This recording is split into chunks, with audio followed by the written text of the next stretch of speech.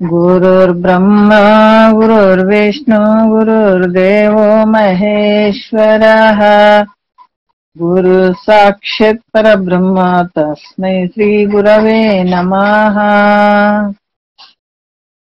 ಶ್ರೀ ಜಗದ್ಗುರು ಸಿದ್ಧಾರೂಢರ ಪಾದಕಮಲಗಳಿಗೂ,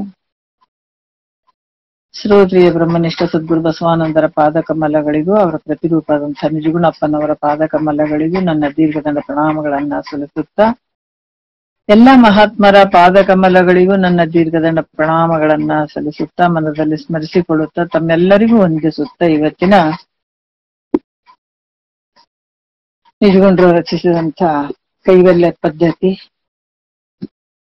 ಈ ಕೈವಲ್ಯ ಪದ್ಧತಿ ಒಳಗ 5 ಸ್ಥಳಗಳನ್ನ ಇಟ್ಟಿದ್ರು.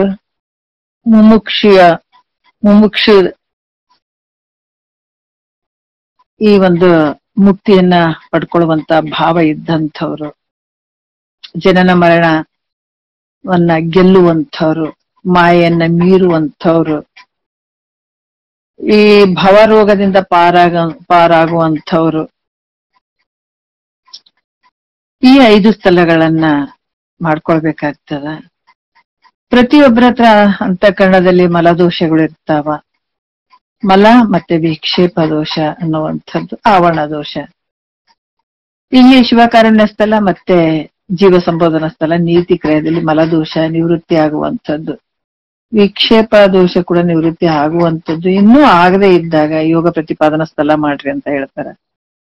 ಅಲ್ಲಿಂದ ಅಂತಃಕರಣ ಶುದ್ಧ ಮಾಡಿಕೊಂಡು ಜ್ಞಾನ ಪ್ರತಿಪಾದನಾ ಸ್ಥಳದಲ್ಲಿ ಜ್ಞಾನವನ್ನ ಸಂಪಾದನೆ ಮಾಡ್ಕೊಳ್ಳುವಂಥದ್ದು ಜೀವಾತ್ಮನಿಗೆ ಯೋಗ್ಯವಾಗಿರುವಂತ ಮಾರ್ಗವನ್ನ ತಿಳಿಸಿದ್ರು ಅವ್ರು. ಬಹಳ ವಿಶೇಷವಾಗಿ ನಿಜಗುಂಡ್ರು ಈ ಜ್ಞಾನ ಪ್ರತಿಪಾದನಾ ಸ್ಥಳದಲ್ಲಿ ಹೇಳ್ತಾ ಬಂದ್ರು. ಇಂಥ ಒಂದು ವಿಚಾರವನ್ನ ಜ್ಞಾನ ಪ್ರತಿಪಾದನಾ ಸ್ಥಳ ನಿನ್ನೆಯ ಒಂದು ವಿಚಾರದಲ್ಲಿ ಕೂಡ ಬಹಳ ಅದ್ಭುತವಾದಂತ ವಿಚಾರಗಳನ್ನ ಅವರು ಹೇಳಿದ್ರು. ಯಾಕಂತಂದ್ರ ಜ್ಞಾನಿ ಹೇಗಿರ್ತಾನ ಅಂದ್ರ ಆತ ಪ್ರಾರಬ್ಧ ಕರ್ಮ ವಾಸನೆ ಒಂದೇ 4 ಪ್ರಕಾರವಾಗಿ ಇರ್ತಾವ. ಆದ್ರೆ ಇರುವಂತ ಜ್ಞಾನ ಒಂದೇ, ತೀವ್ರ, ಮಧ್ಯ, ಮಂದ, ಸುಪ್ತ ಅನ್ನುವಂತ ಪ್ರಾರಬ್ಧ ಆತಗೆ ಇರ್ತಾವ. ಹಂಗಾಗಿ ಆತ ಸಂಸಾರದಲ್ಲೂ ಇರಬಹುದು, ಹೊರಗಡೆನೂ ಇರಬಹುದು, ಆತ ವ್ಯವಹಾರ ಮಾಡ್ತಾ ಇರಬಹುದು, ಅಥವಾ ಮಂದವಾಗಿ ಕೂಡ ಇರ್ತಾನ, ಆಮೇಲೆ ಆತ ಸುಪ್ತನಂತ ಕೂಡ ಇರ್ತಾನ. ಹಿಂಗೆ ಇರ್ಬೇಕನ್ನುವಂಥದ್ದು ಯಾವ ನಿಯಮಗಳು ಇಲ್ಲ. ಆತನ ಪ್ರಾರಬ್ಧ ವಶದಿಂದ ಪ್ರಾರಬ್ಧ ವಾಸನ ಮೂಲಕ ತನ್ನ ವ್ಯವಹಾರ ನಡೆದಿರ್ತದ. ಆದ್ರೆ ಇರುವಂತ ಆನಂದ ಒಂದೇ ಇರುವಂತದ್ದು ಅಂತ ಹಲವಾರು ರೀತಿಯಿಂದ ನಿನ್ನೆ ವಿಚಾರದಲ್ಲಿ ತಿಳಿಸಿದ್ರು. ನಿನ್ನೆಯ ವಿಚಾರದಲ್ಲಿ ಜ್ಞಾನ ಪ್ರತಿಪಾದನಾ ಸ್ಥಳ ಅಲ್ಲಿ ಮುಗಿಯುವಂಥದ್ದು. ಇವಾಗ ಅವರು ಹಲವಾರು ಜ್ಞಾನ ಉಪದೇಶವನ್ನ ಮಾಡಿ, ಯಾಕಂದ್ರ ಜೀವನ್ ಮುಕ್ತಿ ವಿದೇಹ ಮುಕ್ತಿಗಳನ್ನ ಹೇಳಿದ್ರು ಅವರು. ಜೀವನ್ ಮುಕ್ತಿಯಲ್ಲಿರುವಂತ ಆನಂದ ಕೂಡ ಪ್ರಾರಬ್ಧ ರೂಪದಿಂದ ಇರುವಂತದ್ದು. ಅಲ್ಲಿ ಜೀವತ್ವ ಭಾವ ಅಳದಿರ್ತದ, ಜೀವ ಇರ್ತದ ಜೀವನ್ ಮುಕ್ತಿಯಲ್ಲಿ. ಆದ್ರೆ ಇಲ್ಲಿ ಏನಾಗ್ತದ, ಯಾಕಂದ್ರೆ ಜೀವನ್ ಮುಕ್ತಿ ಮತ್ತೆ ವಿದೇಹ ಮುಕ್ತಿ ಅನ್ನುವಂಥದ್ದು ಅಂದ್ರೆ ಶರೀರ ಹೋದ ನಂತರ ಆಗುವಂತ ಮುಕ್ತಿ. ಈ ರೀತಿ ಆಗುವಂಥದ್ದು ಒಂದೇ ಆಗ್ತದೆ. ಯಾಕಂದ್ರೆ ಇದು ಘಟ ಮತ್ತೆ ಘಟಾಕಾಶ ಮಠಾಕಾಶ ಅನ್ನುವಂಥದ್ದು ಸ್ವಲ್ಪ ತೋರ್ದಂಗಾಯ್ತು. ಘಟ ಒಡೆದುಗಳನ್ನ ಏನಂತ ಮಹಾಬೈಲಿನೊಳಗೆ ಬಯಲಾಗ್ತದೆ. ಹಂಗ ಈ ರೀತಿಯಾಗಿ ಹೇಳಿ ಗ್ರಂಥದ ಒಂದು ಸಮಾಪ್ತಿಯನ್ನ ಮಾಡಿ ಈಗ ಗ್ರಂಥದ ಅಂತ್ಯದಲ್ಲಿ ಪರಿಪೂರ್ಣವಾದಂತ ಏನ್ರ ನಿನ್ನಲ್ಲಿರುವಂತ ಸ್ವಯಂ ಜ್ಯೋತಿ ಪ್ರಕಾಶ ಇದು ಎಲ್ಲೂ ಇಲ್ಲ. ಅದಕ್ಕೆ ಮಹಾತ್ಮರು ಹೇಳ್ತಾರ, ನಿನ್ನಲ್ಲಿದ್ದವನ್ ಅರಿಲಿಲ್ಲ ನೀನ್ ಎಲ್ಲೆಲ್ಲಿ ಹುಡುಕು ಸಿಗನಲ್ಲ ಅಂತ ಹೇಳ್ತಾರೆ. ಯಾಕಂದ್ರ ಇದು ನಮ್ಮೊಳಗಡೆನೆ ಹುಡುಕುವಂಥದ್ದು. ಯಥಾ ಬ್ರಹ್ಮಾಂಡ ತಥಾ ಪಿಂಡಾಂಡ ಅಂತ ಹೇಳ್ತಾರ. ಇದನ್ನ ಬಿಟ್ಟು ನಾವು ಬೇರೆ ಏನೇನೋ ತಿಳ್ಕೊಳಕ್ ಹೋಗ್ತೀವಿ, ಏನೇನೋ ಮಾಡ್ತೀವಿ ಅಂತಂದ್ರ ಈ ಆನಂದ ಖಂಡಿತ ಎಷ್ಟು ಜನ್ಮ ಬಂದ್ರು ಕೂಡ ಆಗಂಗಿಲ್ಲ ಅಂತಾರ ಅವ್ರು. ಅದಕ್ಕೆ ಬಹಳ ಎಚ್ಚರಿಕೆ ಮಾತು ಬಹಳಷ್ಟು ಹೇಳಿದಾರ ಅವರು. ಇಂಥದೆಲ್ಲ ಕೇಳಿ ಇನ್ನ ಜ್ಞಾನವನ್ನು ಪಡ್ಕೊಳ್ಳದೆ ಇದ್ದಾಗ ಮಹಾತ್ಮರು ಹೇಳ್ಬಿಟ್ರಪ್ಪ, ನಿದ್ರೆ ಬಾಳದು ಪರಿಭವ ದುಃಖ ಸಮುದ್ರವೆನಿಸುವ ಸಾಯಸವ ನೆನೆನೆನ್ನದು ಅಂತ ಹೇಳ್ತಾರ ಅವ್ರು. ಇದು ಯಾವಾಗ ಪಡ್ಕೊಂಡೇವಪ್ಪ ಅನ್ನುವಂತ ಭಾವ ಆಗ್ತದ ಅಂತ ಹೇಳ್ತಾರ.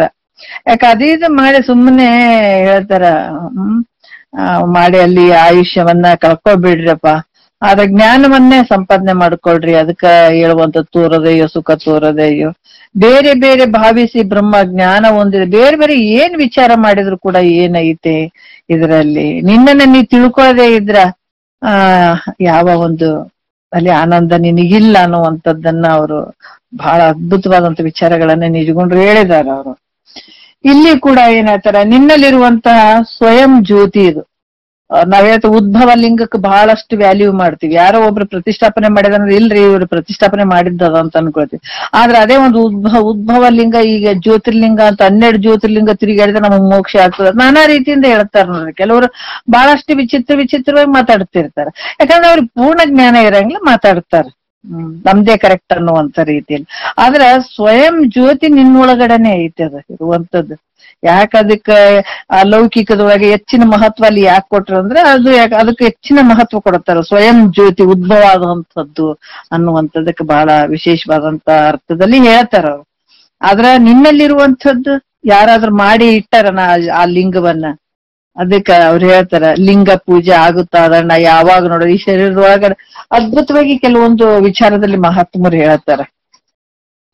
ಈ ಲಿಂಗವನ್ನ ಯಾರಾದ್ರೂ ಮಾಡಿದಾರೆ, ನಿನ್ನ ಒಳಗಡೆ ಇರುವಂತ ಲಿಂಗವನ್ನ ಎಲ್ಲಾದ್ರೂ ಉತ್ಪತ್ತಿ ಆಗ್ಯದೇನು, ಇದಕ್ಕ ಅಂತ್ಯ ಅದೇನು, ಇದು ನಾಶ ಆಗ್ತದೇನು? ಏನಿಲ್ಲ, ನಿನ್ನ ಒಳಗಡೆ ಇರುವಂತ ಸ್ವಯಂ ಜ್ಯೋತಿ ಸ್ವರೂಪ ಐತೆ, ಯಾವತ್ತು ನಾಶ ಆಗದೆ ಇರುವಂತದ್ದು, ಯಾರು ಮಾಡಿರುವಂತದ್ದಲ್ಲ, ಇದು ಸ್ವಯಂ ಜ್ಯೋತಿ ಸ್ವರೂಪವಾಗಿರುವಂಥದ್ದು. ಅದು ಈಗ ಮೊನ್ನೆ ಈ ಜನ್ಮದಲ್ಲೇ ಬಂದಿದ್ರೆ ಆ ಜನ್ಮದಲ್ಲ, ಯಾವಾಗ್ಲೂ ಇರುವಂತದ್ದು. ಇಂಥ ಒಂದು ಜ್ಯೋತಿ ಸ್ವರೂಪನೇ ನಿನ್ನ ಸ್ವರೂಪ ಐತಪ್ಪ. ಶಂಭುಲಿಂಗನ ಒಂದು ವಿಚಾರವನ್ನ ಇಲ್ಲಿ ಹೇಳ್ತಾರೆ. ಇಲ್ಲಿ ದೀಪದ ಒಂದು ದೃಷ್ಟಾಂತ ಮತ್ತೊಂದು ಕಮಲದ ದೃಷ್ಟಾಂತ ಕೊಡ್ತಾರೆ. 2 ರೀತಿಯಿಂದ ಕೊಡ್ತಾ ಇದ್ದಾರೆ ಅವರು. ಒಂದು ದೀಪ ದೃಷ್ಟಾಂತ ಒಂದು, ಮತ್ತೊಂದು ಕಮಲ ದೃಷ್ಟಾಂತ. 2 ರೀತಿಯಿಂದ ಈ ದೃಷ್ಟಾಂತಗಳನ್ನ ಕೊಟ್ಟು ಹೇಳ್ಕೊಂಡು ಹೋಗ್ತಾರೆ. ಒಂದು ದೃಷ್ಟಾಂತಕ್ಕೆ 2 ದೃಷ್ಟಾಂತಗಳನ್ನ ಕೊಟ್ಟು ಹೇಳುವಂಥದ್ದು. ಯಾಕಂದ್ರೆ ಹೇಳುವಂತ ಒಂದು ವಿಚಾರ ನಿಜಗೊಂಡ್ರದೇನಂದ್ರೆ ಹೆಂಗಾರ ಮಾಡಿ ತಿಳ್ಕೊಳ್ಳಿ ಅಂತ ಬಹಳಷ್ಟು ವಿಚಾರದಾಗ ಹೇಳ್ತಾರೆ. ಈಗ ನಮ್ಗ ಇದ್ರಲ್ಲಿ ಪರಮಾನುಭವದಲ್ಲಿ ಕೂಡ ಹೇಳ್ತಾರ, ಉತ್ತಮ ಅಧಿಕಾರಿ ಈ ಮೇಲಿಂದ ಕೆಳಗಡೆ ತನ ಹೋಗುವಂಥದ್ದು, ಮೇಲ್ಗಡೆ ಹಿಂಗ ಹೋಗುವಂಥದ್ದು ಇದು ಪರಮಾನುಭವದೇ. ಹೇಗೆ ಅಂದ್ರ ಉತ್ತಮ ಅಧಿಕಾರಿ, ಮಧ್ಯ ಅಧಿಕಾರಿ ಮತ್ತೆ ಕನಿಷ್ಠ ಅಧಿಕಾರಿ. ಉತ್ತಮ ಅಧಿಕಾರಿ ಒಳ್ಳೆ ವಿಚಾರಗಳನ್ನ ತಗೊಂಡು ಬೇಗ ಮುಕ್ತನಾಗ್ತಾನ. ಅದು ತಿಳಿಲಿಲ್ಲ ಅಂದ್ರ, ಒಂದ್ ವೇಳೆ ನಿಮ್ಗೆ ಇದು ತಿಳಿಲಿಲ್ಲ ಅಂದ್ರೆ ಇದು ಏನ ತಿಳಿರಿ, ಇದು ತಿಳಿಲಿಲ್ಲ ಅಂದ್ರೆ ಇದಾರ ತಿಳಿರಿ, ಹಂಗ ಸಾಯ್ಬೇಡ್ರಿ ಅನ್ನುವಂತ ಒಂದು ಉದ್ದೇಶ. ತಾಯಿ ತಂದೆಗೆ ಒಂದು ಬಹಳಷ್ಟು ಕರುಣೆ ಇರ್ತದ. ಮಕ್ಕಳು ಇಷ್ಟರ ಮಾಡ್ಲಿ, ಇಷ್ಟರ ತಿಳ್ಕೊಳ್ಳಿ, ಇಷ್ಟರ ಒಂದು ಲೆಕ್ಕಕ್ಕೆ ಬರ್ಲಿ ಅನ್ನುವಂತ ಭಾವದಲ್ಲಿ ಹೇಳ್ತಾರಲ್ಲ, ಹಂಗ ಎಂಥ ಒಂದು ಕರುಣೆ ಇಟ್ಕೊಂಡು ಇಲ್ಲಿ ಹೇಳಿದಾರ ನಿಜಗೊಂಡ್ರ ಅಂತಂದ್ರ, ಇದು ತಿಳಿಲಿಲ್ಲ ಅಂದ್ರೆ ಇದಾರ ತಿಳ್ಕೊಳ್ರಿ ಅನ್ನುವಂತ ಭಾವದಲ್ಲಿ ಅವರ ಒಂದು ಇದ್ರಲ್ಲಿ ಹೇಳ್ತಾ ಹೋಗ್ತಾರ ಅವರು. ಇಲ್ಲಿ ಏನ್ ಹೇಳ್ತಾರ ಅಂದ್ರೆ ಜ್ಯೋತಿ ಬೆಳಗ್ಗೆ 59ನೇ ಪದ್ಯ ಇದು, ಕೊನೆಯ ಒಂದು ಮಂಗಳವನ್ನು ಮಾಡ್ತಾರ ಅವರು. ಜ್ಯೋತಿ ಬೆಳಗುತ್ತಿದೆ ವಿಮಲ ಪರಂ ಜ್ಯೋತಿ ಬೆಳಗುತ್ತಿದೆ, ಮಾತು ಮನಗಳಿಂದ ತತ್ತ ಮೀರಿದ ಸಾತಿಶಯದ ನಿರುಪಾಧಿಕ ನಿರ್ಮಲ ಜ್ಯೋತಿ ಬೆಳಗುತ್ತಿದೆ ಅಂತ ಹೇಳ್ತಾರ. ಈ ಜ್ಯೋತಿ ಹೆಂಗೈತಪ್ಪ ಅಂತಂದ್ರ ಪರಿಶುದ್ಧವಾಗಿರುವಂಥದ್ದು, ಮತ್ತೆ ಅದು ಸ್ವಯಂ ಪ್ರಕಾಶವಾಗಿರುವಂತ, ಯಾರು ಇದನ್ನು ಉತ್ಪತ್ತಿ ಮಾಡುವಂತದ್ದಲ್ಲ. ಅದಕ್ಕೆ ಹೇಳುವಂಥದ್ದು ಸದ್ಗುರುಗಳು ಏನಾದ್ರೂ ಕೊಟ್ಬಿಡ್ತಾರ, ಮುಕ್ತಿಯನ್ನು ಕೊಡ್ತಾರ, ಆನಂದವನ್ನು ಕೊಟ್ಬಿಡ್ತಾರನ್ನ ಅಂದ್ರ ಅಲ್ಲ, ಕೊಡುವಂತದ್ದಲ್ಲ ಇದು. ನಾವೆಲ್ಲಿಂದಾದ್ರೆ ಅದನ್ನ ತಗೊಳ್ಳುವಂತದ್ದು ಐತೇನಂದ್ರೆ ಹಂಗಲ್ಲ. ಅದು ನಮ್ಮೊಳಗಡೆನೆ ಸ್ವಯಂ ಜ್ಯೋತಿ ಸ್ವರೂಪ ಐತೆ, ಅದನ್ನ ತೋರಿಸ್ತಾನ ಸದ್ಗುರು. ಯಾಕಂದ್ರೆ ಜಗತ್ತಿನೊಳಗೆ ಯಾರಿಂದನೂ ತೋರಿಸುವಂತ ತಾಕತ್ತು ಆ ಶಕ್ತಿ ಯಾರಿಗೂ ಇಲ್ಲ, ಸದ್ಗುರುವಿಗೆ ಬಿಟ್ರ ಯಾರಿಗೂ ಇಲ್ಲ. ಇದನ್ನ ಸ್ವಯಂ ಜ್ಯೋತಿ ಸ್ವರೂಪವನ್ನ ನಮ್ಮೊಳಗಡೆ ಇರುವಂತದ್ದನ್ನ ತೋರಿಸುವಂತ ಶಕ್ತಿ ಸದ್ಗುರುವಿಗೆ ಮಾತ್ರ ಇದೆ. ಹಂಗಾಗಿ ಆತ ತೋರಿಸುವಂತದ್ದು ಅದ. ಯಾವಾಗ ಸ್ವಯಂ ಜ್ಯೋತಿ ಆ ಪ್ರಕಾಶ ರೂಪವನ್ನ ಆ ಶಂಭುಲಿಂಗನೇ ತಾನಾಗ್ತಾನ. ಪ್ರತ್ಯೇಗಾತ್ಮ ಸ್ವರೂಪದಿಂದ ಯಾವಾಗ್ಲೂ ಅದು ಹೆಂಗಿರ್ತದಂದ್ರೆ ಬೆಳಗ್ತಾನೆ ಇರ್ತದ, ಯಾವಾಗ್ಲೂ ಬೆಳಗ್ತಾ ಇರ್ತದ. ಅದು ಯಾವುದು ಅಂತಂದ್ರೆ ಅಂತ ಒಂದು ಯಾವ್ದು ಪ್ರತ್ಯೇಗಾತ್ಮ ಸ್ವರೂಪದಿಂದ ಯಾವಾಗ್ಲೂ ಬೆಳಗ್ತಾ ಇರುವಂತ ವಸ್ತು ಅದು ಯಾವ್ದಪ್ಪ ಅಂತಂದ್ರ ಅದು ಮನಸ್ಸಿನಿಂದ ಹೇಳಕ್ಕೂ ಬರಂಗಿಲ್ಲ. ಮನಸ್ಸಿನಿಂದ ಹೇಳಕ್ ಬರುವಂತದ್ದು ದೃಶ್ಯವಾದಂತ ವಿಚಾರಗಳನ್ನ, ವಸ್ತುಗಳ ಬಗ್ಗೆ ಇದು ಹಿಂಗೈತೆ ಇದು ಹಿಂಗೈತೆ 6 ಪ್ರಮಾಣಗಳನ್ನ ಕೊಟ್ಟು, ಪ್ರತ್ಯಕ್ಷ ಪ್ರಮಾಣ, ಮತ್ತೆ ಯಾವುದು ಶಬ್ದ ಪ್ರಮಾಣ, ಅನುಮಾನ ಪ್ರಮಾಣ, ಇವೆಲ್ಲ ಉಪಮಾನಗಳನ್ನು ಕೊಟ್ಟು ಅಥವಾ ಏನಂದ್ರ ಪ್ರಮಾಣಗಳನ್ನು ಕೊಟ್ಟು ಹಿಂಗಿರ್ಬೋದು, ಈ ವಸ್ತು ಇದೇ ತರ ಇರ್ಬೋದು, ಇದೇ ತರ ಇರ್ಬೋದು, ನಾವು ಹೇಳ್ಬೋದು ಈ ತರ ಇರ್ತದ ಅಂತ ಹೇಳ್ಬೋದು. ಆದ್ರೆ ಈ ಸ್ವರೂಪ ಹಂಗೇನಾರ ಐತೇನು ಅಂತಂದ್ರ ಇದು ಮನಸ್ಸಿಗೆ ನಿಲುಕದೇ ಇರುವಂತದ್ದು, ಮನಸ್ಸಿಗೆ, ಯಾಕಂದ್ರೆ ಇದು ಊಹೆ ಮಾಡ್ಲಿಕ್ಕೆ ಬರದೇ ಇರುವಂತದ್ದು ಇದು. ಅದಕ್ಕೆ ಅಲ್ಲಿ ಪರಮಾರ್ಥ ಗೀತೆಯಲ್ಲಿ ಹೇಳ್ತಾರೆ, ಶ್ರೀ ಗುರುವಿಗೆ ಶಿಷ್ಯನು ಪಡಮೊಟ್ಟು ರಾಗಮ್ಮಿಗೆ ಭಕ್ತಿಯೊಳಳವೊಟ್ಟು ತನ್ನ ನಿಜ ಸ್ಥಿತಿ ತಾನೇನೆಂದು ಮುನ್ನಿನ ಪರಿಭವ ಎಂತಾಯ್ತೆಂದು ಇನ್ನಿದು ಪರಿಯುವುದು ಪಾಯಮಿದೆಂದು ನನ್ನೇ ನನಗೀಗ ಪೇಳೆಂದು ಅಂತ ಭಿನ್ನಯಿಸಿದೊಡೆ ಗುರುತ್ತಮ. ಅದಕ್ಕೆ ಅಲ್ಲಿ ಪ್ರಶ್ನೆ ಮಾಡ್ತಾನೆ, ಬಹಳ ಚಂದ ಅದ್ಭುತವಾಗಿ ಪ್ರಶ್ನೆ ಮಾಡ್ತಾನೆ ಶಿಷ್ಯ. ಅವಾಗ ಆತ ಇದು ಮನಸ್ಸಿಗೆ ಗೋಚರಮೆಂದೆನಿಸುತ್ತೆ, ಇದು ಗೋಚರ ಅಲ್ಲಂದು, ಯಾಕಂದ್ರೆ ಇದು ಯಾವುದಕ್ಕೂ ಮನಸ್ಸಿಗೂ ಈ ವಿಷಯಮಲ್ಲಂದು. ಇದು ಹೇಳಕ್ ಏನಾದ್ರು ಒಂದು ವಿಷಯ ಐತೇನೋ ಅಂತಂದ್ರೆ ಅಲ್ಲ ಇದು. ಅದಕ್ಕೆ ಇದು ಮನಸ್ಸಿಗೂ ಇದು ಊಹೆ ಮಾಡ್ಲಿಕ್ಕೂ ಸಾಧ್ಯ ಆಗದೆ ಇರುವಂತದ್ದು. ಮತ್ತೆ ವಾಣಿ ಮಾತುಗಳಿಂದನೂ ಇದನ್ನ ತಿಳ್ಕೊಳಿಕ್ ಬರೋದು. ಈ ಮಾತಿನಿಂದ ಹಿಂಗ ಇದು ಈ ವಸ್ತು ಹಿಂಗೈತ್ರಿ ಇದು ಹಿಂಗೈತ್ರಿ ಅಂತ ನಾವ್ ಹೇಳ್ಬಹುದು. ಆದ್ರೆ ಈ ದೃಷ್ಟಾಂತಗಳಿಗೆ ಏನಾದ್ರು ನಿಲುಕುವಂತದ್ದು ಐತಿ ನಿನ್ ಸ್ವರೂಪ ಅಂತಂದ್ರೆ ಇಲ್ಲ. ಇದು ಮನಸ್ಸಿಗೂ ನಿಲುಕದೇ ಇರುವಂತದ್ದು, ಇದು ವಾಣಿಗೂ ಕೂಡ ನಿಲುಕದೇ ಇರುವಂತದ್ದು. ಯಾಕಂದ್ರೆ ಈ ರೀತಿಯಾಗಿ ಮನವಾಣಿಗಳಿಂದ ಇದು ಅರಿಸಿಕೊಳ್ಳಂಗಿಲ್ಲ. ಆದ್ರ ಈ ಮನಸ್ಸನ್ನ ಮತ್ತೆ ಈ ವಾಣಿಯನ್ನು ಕೂಡ ಅರಿಯುವಂಥದ್ದು, ಇದು ಅರಿಯುವಂಥದ್ದು. ಆದ್ರೆ ಇದು ಯಾರಿಂದನೂ ಅರಿಸಿಕೊಳ್ಳದೇ ಇರುವಂಥದ್ದು ಯಾವುದು? ಈ ನಿನ್ನ ಸ್ವರೂಪ, ಈ ಸ್ವಯಂ ಜ್ಯೋತಿ ಪ್ರತ್ಯೇಗಾತ್ಮ ಸ್ವರೂಪ. ಯಾಕಂತಂದ್ರೆ ಅದು ಎಲ್ಲವನ್ನೂ ಅರಿತದ, ಆದ್ರೆ ತಾನ್ ಮಾತ್ರ ಯಾವುದರಿಂದ ಅರಿಸಿಕೊಳ್ಳದೇ ಇರುವಂತದ್ದು ಯಾವುದು? ಅದೇ ಆತ್ಮ ಸ್ವರೂಪ ಜ್ಯೋತಿ. ಅದು ಈ ರೀತಿಯಾಗಿ ಇದು ಮನಸ್ಸಿಗೆ ಮತ್ತು ವಾಣಿಗೆ ಅದು ವಿಷಯ ಅಲ್ವೇ ಅಲ್ಲ ಅಂತ ಶ್ರುತಿ ಕೂಡ ಹೇಳುತ್ತದೆ. ಇದು ನಾವು ಇವ್ರು ಯಾರು ಹೇಳುವಂತದ್ದಲ್ಲ, ಶ್ರುತಿ ಪ್ರಮಾಣ ಕೂಡ ಅದಾವ ಅದಕ್ಕೆ ಶ್ರುತಿಯಲ್ಲೇ ಹೇಳದಂತ ವಿಚಾರ. ಇದು ಮಾತು ಮನಗಳಿಂದ ತತ್ತ ಮೀರಿದ, ಇದು ಯಾವುದಕ್ಕೂ ನಿಲುಕದೇ ಇರುವಂತದ್ದು ಅನ್ನುವಂತ ವಿಚಾರವನ್ನ ಹೇಳ್ತಾರ. ಮತ್ತಿಲ್ಲಿಂದ ಇದು ಮನಸ್ಸಿಗೂ ಆಗ್ಲಿ ಅದೇ ರೀತಿಯಿಂದ ಬ್ರಹ್ಮ ನೀನಿದ್ದಿ ಅನ್ನುವಂಥದ್ದು, ಬ್ರಹ್ಮನೇ ನೀನಿದ್ದಿ ಆ ರೀತಿಯಿಂದ ಇರುವಂಥದ್ದು. ಆಮೇಲೆ ಇದಂ ರೂಪವಾಗಿ ತಿಳಿಯಲ್ಪಡುವಂಥದ್ದು, ಯಾವ್ದು ಇದಂ ರೂಪವಾಗಿ ತಿಳಿಯಲ್ಪಡ್ತದ ಅದು ಬ್ರಹ್ಮ ಅಲ್ಲ. ಈ ರೀತಿಯಾಗಿ ಉಪನಿಷತ್ತುಗಳಲ್ಲಿ ಕೂಡ ಇದನ್ನೇ ಹೇಳುತ್ತದ. ವಸ್ತುಗಳನ್ನು ಇದಂ ರೂಪವಾಗಿ ನಾವೆಲ್ಲ ಕಡೆ ತೋರುವಂಥದ್ದು. ಆ ಒಂದು ವಿಚಾರದಲ್ಲಿ ವಸ್ತುಗಳು ಇದಂ ರೂಪವಾಗಿ ಎಲ್ಲಾ ಕಡೆ ತೋರುವಂಥದ್ದು. ನಾಮರೂಪ ಬೇರೆ ಇದ್ರು ಕೂಡ ಇದಂ ರೂಪವಾಗಿ ಎಲ್ಲ ವಸ್ತುಗಳು ತೋರ್ತಾವ. ಆದ್ರೆ ತಿಳಿಸಿಕೊಡುವಂಥದ್ದು ಯಾವ್ದು? ಅದು ಬ್ರಹ್ಮ ಆಗಕ್ ಸಾಧ್ಯ ಇಲ್ಲ ಅನ್ನುವಂಥದ್ದು ಹೇಳ್ತಾರೆ. ಮತ್ ಇನ್ನೊಂದು ಹೇಳ್ತಾರ, ಈ ಮನಸ್ಸು ಮತ್ತ ಈ ಮನ ಬುದ್ಧಿ ಅಹಂಕಾರ ಪ್ರಾಣಾಪಾನ ಯಾವ ಇಂದ್ರಿಯಗಳಿಗೂ ಕೂಡ ಇದು ನಿಲುಕದೇ ಇರುವಂಥದ್ದು, ಅದನ್ನ ಮೀರಿ ಬೆಳಗುವಂಥದ್ದು ಈ ಜ್ಯೋತಿ ಸ್ವರೂಪ ನಿಂದು ಅಂತ ಕೂಡ ಹೇಳ್ತಾರ. ಅಂತ ಪರಬ್ರಹ್ಮ ಸ್ವರೂಪ ಯಾವುದಂದ್ರೆ ಇದು ಯಾಕಂದ್ರೆ ವ್ಯಾಪಕ, ಎಲ್ಲಾ ಕಡೆ ಆವೃತವಾಗಿರುವಂಥದ್ದು, ಎಲ್ಲಕ್ಕೂ ದೊಡ್ಡದಾಗಿರುವಂಥದ್ದು, ಎಲ್ಲಕ್ಕಿಂತ ದೊಡ್ಡದು. ಯಾಕಂದ್ರೆ ಈಗ ಭೂಮಿ ಅಂತಂದ್ರ ಭೂಮಿಗಿಂತ ದೊಡ್ಡದು, ಜಲಗಿಂತ ದೊಡ್ಡದು, ಅಗ್ನಿಗಿಂತ ದೊಡ್ಡದು, ವಾಯುಗಿಂತ ದೊಡ್ಡದು, ಆಕಾಶಗಿಂತ ದೊಡ್ಡದು ಬರ್ತಲ್ಲ, ಮಾಯಗಿಂತ ಅತೀತವಾಗಿರುವಂಥದ್ದು ಬ್ರಹ್ಮ, ಪರಬ್ರಹ್ಮ ಸ್ವರೂಪ ಇದೆಲ್ಲಕ್ಕಿಂತ ದೊಡ್ಡದು. ಈ ರೀತಿಯಾಗಿ ಮಾಯ ಮತ್ತು ಅವಿದ್ಯಾದಿ ಯಾವುದು ಉಪಾಧಿಗಳ ಇಲ್ಲದೆ ಇರುವಂಥದ್ದು.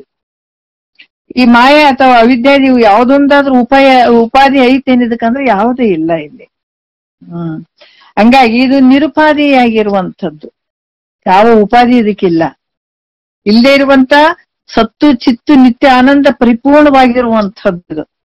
ಹಂಗಾಗಿ ಯಾವ್ದಾರ ಉಪಾಧಿ ಐತೇನೆ ಇದಕ್ಕಂದ್ರೆ ಇಲ್ಲ, ನಿರುಪಾಧಿಯಿಂದ ಕೂಡಿದಂಥದ್ದು. ಮತ್ತೆ ಇದು ಹೆಂಗ ಇದಕ್ಕೆ ಆವರಣ ಐತೆ ಅಂದ್ರೆ ಆವರಣ ಇಲ್ಲ, ಇದಕ್ಕೆ ಆವರಣ ರಹಿತವಾಗಿದ್ದರಿಂದ ಇದು ನಿರ್ಮಲ ಕೂಡ ಆಗಿದೆ, ನಿರ್ಮಲ ಪರಿಶುದ್ಧವಾಗಿರುವಂಥದ್ದು, ಯಾವ ಆವರಣ ಕೂಡ ಇದಕ್ಕಿಲ್ಲ.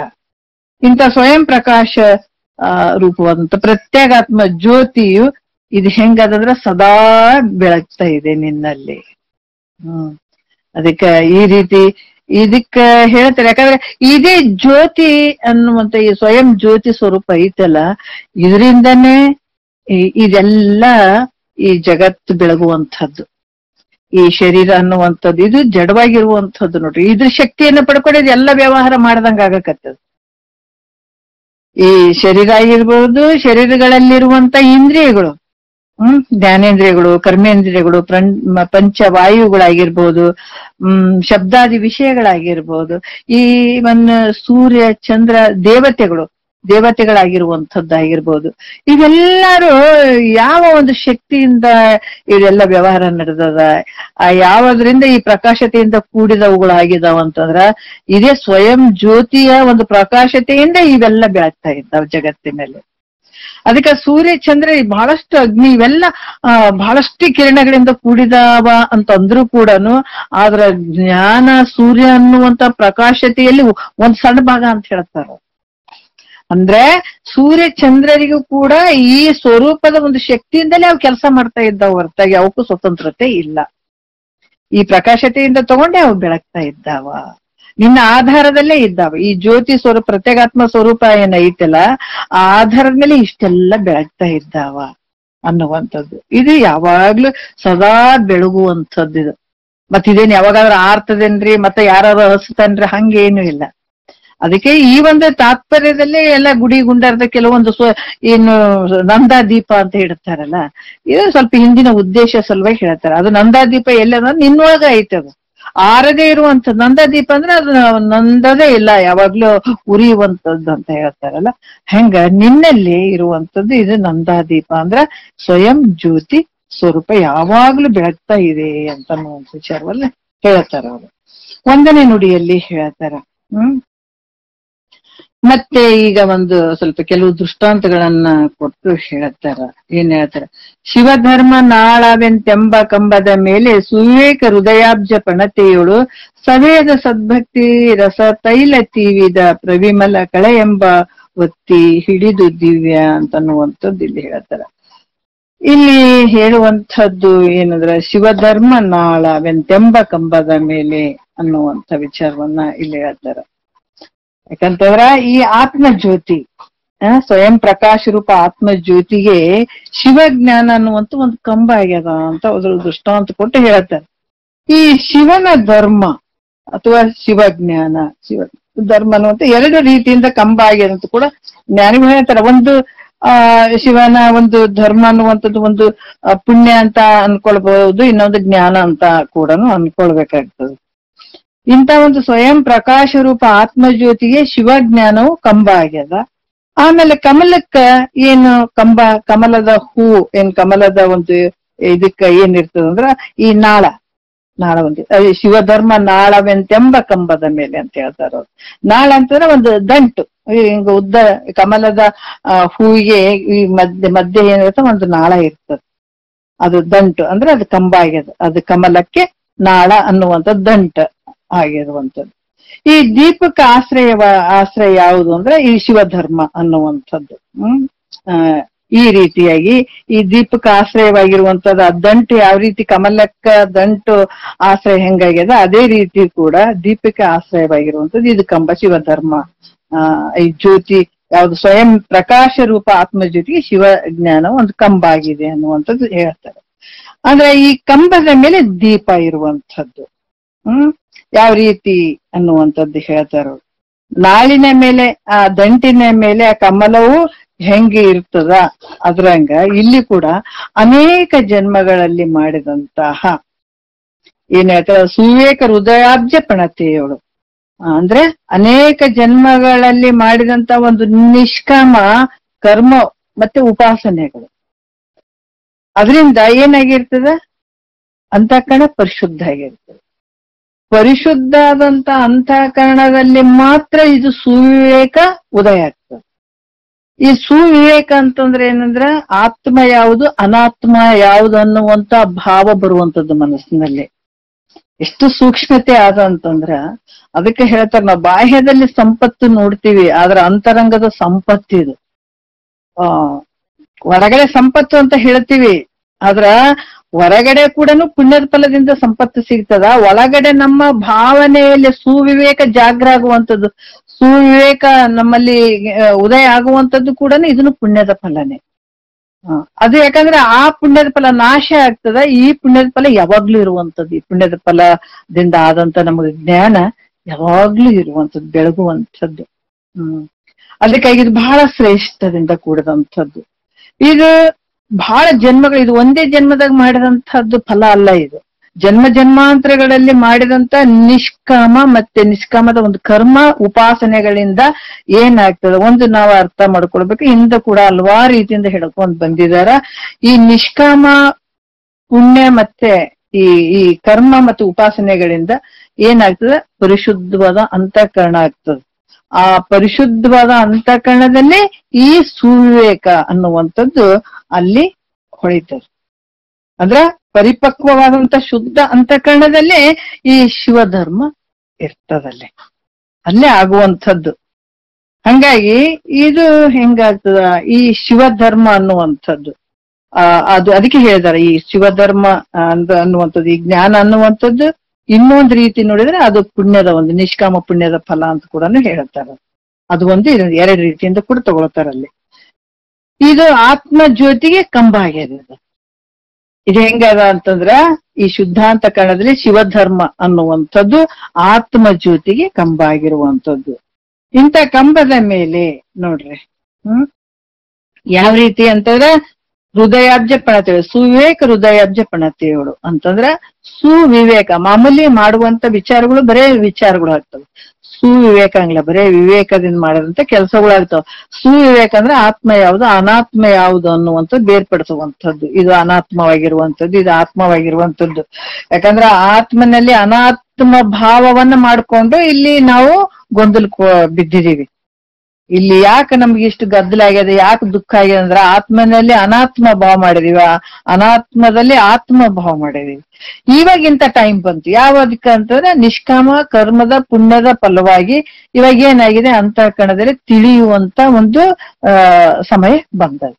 ಆವಾಗ ಏನಾಗ್ತದೆ, ಆತ್ಮ ಅನಾತ್ಮ ವಿವೇಕದ ಒಂದು ಈ ಮನಸ್ಸು ಅನ್ನುವಂಥದ್ದು ಏನಾಗ್ತದೆ ಇಲ್ಲಿ ಅಂದ್ರೆ ಆ ಪಣತೆಯಾಗಿರುವಂಥದ್ದು ಪರಿಶುದ್ಧವಾದ ಮನಸ್ಸು ಏನಾಗ್ತದೆ, ಆತ್ಮ ಅನಾತ್ಮ ವಿವೇಕವನ್ನ ಮಾಡುವಂಥದ್ದು ಈ ಮನಸ್ಸೇ ಅಲ್ಲಿ ಪಣತೆಯಾಗಿರುವಂಥದ್ದು.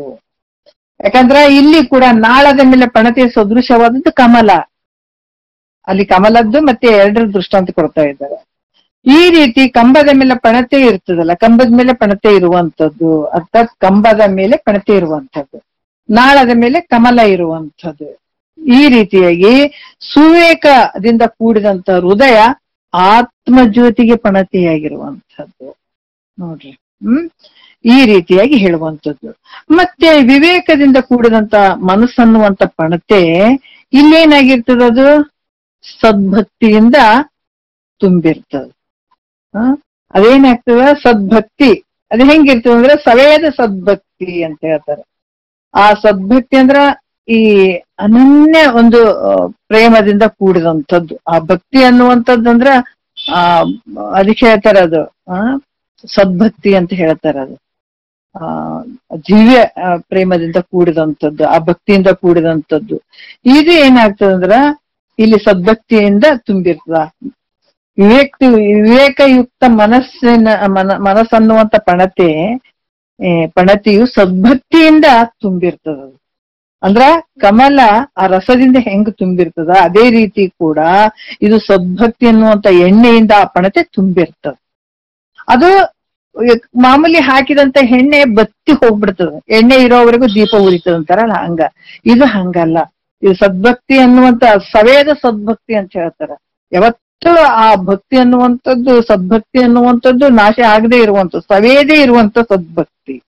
ಅದು ರಸ ತೈಲ ತೀವಿದ ಅಂದ್ರೆ ಆ ರಸದಿಂದ ಕೂಡಿದಂತ ತುಂಬಿರುವಂಥದ್ದು. ತೀವಿದ ಅಂದ್ರೆ ತುಂಬಿರುವಂಥದ್ದು. ಅದಕ್ಕೆ ಈ ರೀತಿಯಾಗಿ ತೀವಿದ ಪ್ರವಿಮಲ ಕಳೆ ಎಂಬ ಒತ್ತಿ ಹಿಡಿದು ದಿವ್ಯ ಅಂತ ಹೇಳ್ತಾರೆ. ಪರಿಶುದ್ಧವಾದ ಇಲ್ಲಿ ಆತ್ಮಾಕಾರ ವೃತ್ತಿಯಿಂದ ಕೂಡಿದಂಥದ್ದು. ಆತ್ಮಾಕಾರ ವೃತ್ತಿ ಎಂಬ ಬತ್ತಿಯನ್ನು ಹಿಡ್ಕೊಂಡು ಈ ಜ್ಯೋತಿ ಇರ್ತದೆ ನೋಡ್ರಿ. ಎಷ್ಟು ಅದ್ಭುತವಾಗಿ ಹೇಳ್ತಾರ.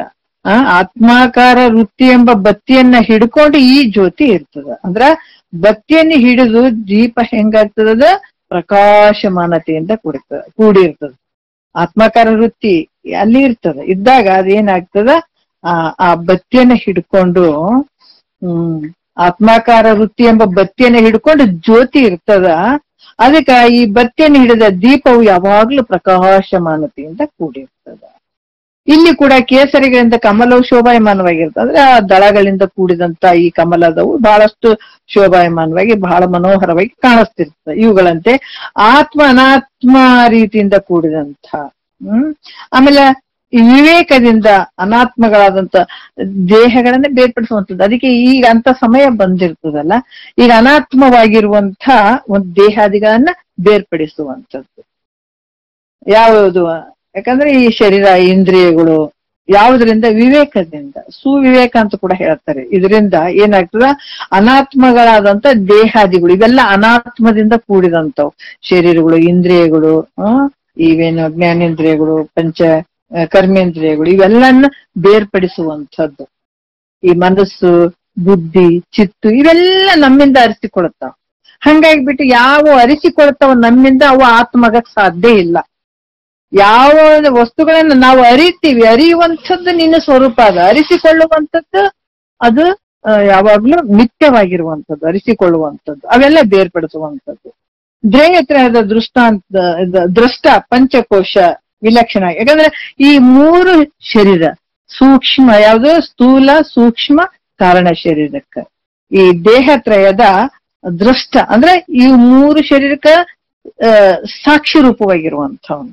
ಪಂಚಕೋಶಗಳಿಗೂ ವಿಲಕ್ಷಣನಾಗಿರುವಂಥದ್ದು ನಿನ್ನ ಸ್ವರೂಪ. ಸ್ಥೂಲವನ್ನ ನೀನೇ ತಿಳ್ಕೊತಿದಿ, ಸೂಕ್ಷ್ಮ ಶರೀರವನ್ನ ನೀನೇ ತಿಳ್ಕೊತಿದಿ, ಕಾರಣ ಶರೀರವನ್ನ ನೀನೇ ತಿಳ್ಕೊಳ್ತಿದಿ. ದ್ರಷ್ಟ, ನೀನ್ ನೋಡುವಂತವನು, ಸಾಕ್ಷಿ ರೂಪವಾಗಿ ನೋಡುವಂತವನು, ಪಂಚಕೋಶಗಳಿಗೂ ಕೂಡ ವಿಲಕ್ಷಣನಾಗಿರುವಂಥವನ್ ನೀನು. ಅದಕ್ಕೆ ಎಂಥ ಪ್ರತ್ಯೇಕಾತ್ಮನ ಒಂದು ಆಕಾರ. ಯಾಕಂದ್ರೆ ಆತ್ಮಾಕಾರ ವೃತ್ತಿ ಇಲ್ಲಿ ಏನಾಗ್ಯದ, ಬತ್ತಿ ಆಗ್ಯದ. ಯಾಕಂದ್ರ ಈ ಒಂದು ಪಂಚಕೋಶ ವಿಲಕ್ಷಣ ಸಾಕ್ಷಿ ಪ್ರತ್ಯೇಗಾತ್ಮನ ಅಂತರ್ಮುಖ ಆತ್ಮಾಕಾರ ಆಗಿರುವಂತ ವೃತ್ತಿ ಇಲ್ಲಿ ಬತ್ತಿ ಆಗಿರುವಂತದ್ದು. ಇಂಥ ಬತ್ತಿಯನ್ನು ಹಿಡ್ಕೊಂಡು ಏನಾಗ್ಯದ, ಇಲ್ಲಿ ಹಿಡ್ಕೊಂಡು ಏನಾಗ್ತದೆ, ಆತ್ಮ ಜ್ಯೋತಿ ಅನ್ನುವಂಥದ್ದು ಸದಾ ಬೆಳಗ್ತಾ ಇದೆ ಅನ್ನುವಂಥ ವಿಚಾರದಲ್ಲಿ ದೃಷ್ಟಾಂತ ಕೊಟ್ಟು ಹೇಳ್ತಾ ಇದ್ದಾರೆ ಅವರು. ಮತ್ತೆ ಇಲ್ಲಿ ಎರಡನೇ ನುಡಿಯಲ್ಲಿ ಹೇಳ್ತಾರ, ಯಾವ ರೀತಿ ಹೇಳ್ತಾರ ಅಂತಂದ್ರೆ, ಈ ದೀಪ ಬಹಳಷ್ಟು ಪ್ರಕಾಶಮಾನತೆಯಿಂದ ಇರುವಂತಹದ್ದು. ಬಹಳ ಚಂದ ಹೇಳ್ತಾರೆ ಇದರಲ್ಲಿ. ಎರಡನೇ ನುಡಿಯಲ್ಲಿ ಹೇಳ್ತಾರ, ಮುಸುಕಿದ ವಿಷಯ ಪತಂಗ ಬಿದ್ದಿರುಳೆ ತಾಮಸ ಬುದ್ಧಿ ಎಂಬ ಕತ್ತಲೆ ಎಳಿಯೇ ಮಸಗಿ ಸುಜ್ಞಾನವೆಂತೆಂಬ ಮಹಾಪ್ರಭೆ ಪಸರಿಸಿ ಮಾಯ ಕಾಳಿಕ ಪೋರ್ಧದ ಅನುಪಮ ಅಂತ ಹೇಳ್ತಾರ. ಇಲ್ಲಿ ಮುಸುಕಿದ ಅಂದ್ರೆ ಮುಚ್ಚಿದ ವಿಷಯಗಳನ್ನುವಂಥದ್ದು. ಯಾವಾಗ ಒಂದು ಬೆಳಕು ಉರಿತಾ ಇರ್ತದೆ, ಪ್ರಕಾಶಮಾನವಾಗಿ ಉರಿತಾ ಇರುವಂತ ದೀಪವನ್ನ ಕಂಡು ಪತಂಗದ ಹುಳು ಬರುವಂಥದ್ದು. ಅದಕ್ಕ ಇಲ್ಲಿ ಏನ್ ಹೇಳ್ತಾರ ಅವರು, ಮುಸುಕಿದ ವಿಷಯ ಪತಂಗ ಬಿದ್ದುರಿಳೆತ ಅಂತ ಹೇಳ್ತಾರ.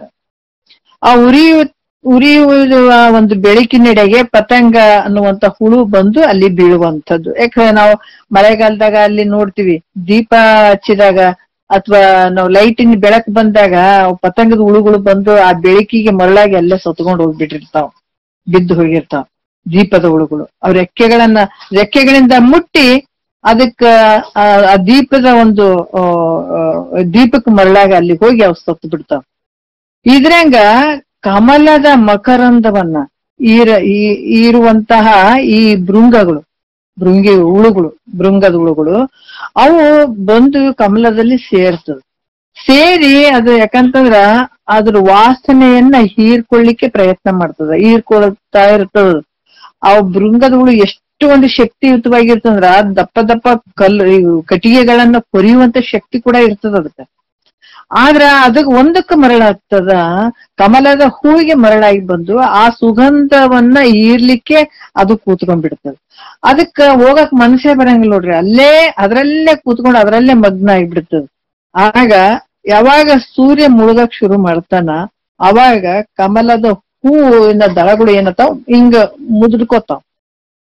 ಅವಾಗ ಏನಾಗ್ತದ, ಅವಕ್ ಗೊತ್ತೇ ಆಗಂಗಿಲ್ಲ. ಯಾವಾಗ ಸೂರ್ಯನ ಕಿರಣಗಳು ಮರಿ ಆಗ್ತಾವ ಅವಾಗ ಕಮಲದ ಹೂ ಹಿಂಗ ಮುಚ್ಚಿ ಬಿಡ್ತಾವ. ಮುಚ್ಚಿದಾಗ ಅಲ್ಲಿ ಅದಕ್ಕ ಉಸಿರುಗಟ್ಟಿ ಅದು ಅಲ್ಲೇ ಸತ್ತು ಬಿಡ್ತದೆ. ಯಾವುದು ಭೃಂಗಗಳು ಹುಳುಗಳು.